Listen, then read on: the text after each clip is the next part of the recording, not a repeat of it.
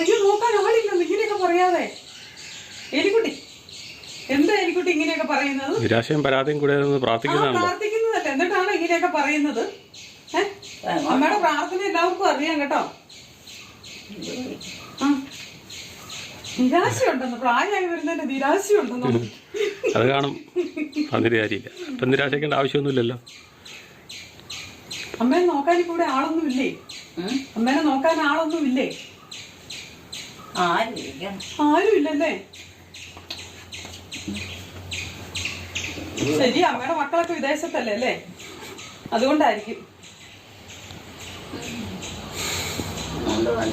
ആണ്ട് വണ്ടി പോണോ? ഓരോരുത്തർ പോണത്. അമ്മ പോണ്ടിരുന്നു ഇങ്ങനെയൊക്കെ. പോകാതിരുന്നു അതൊക്കെ പറ്റിപ്പോയത്. പോകേണ്ട പ്രായത്തിൽ എല്ലായിടത്തും പോണം. മക്കളെ വീട്ടിലെ ജോലിയെ അതേ ഇതേന്ന് പറഞ്ഞ് കെട്ടിപ്പിടിച്ചിരിക്കരുത്. അവനവന്റെ ആവശ്യങ്ങൾക്ക് വേണ്ടി പുറത്തിറങ്ങണം കുറെയൊക്കെ.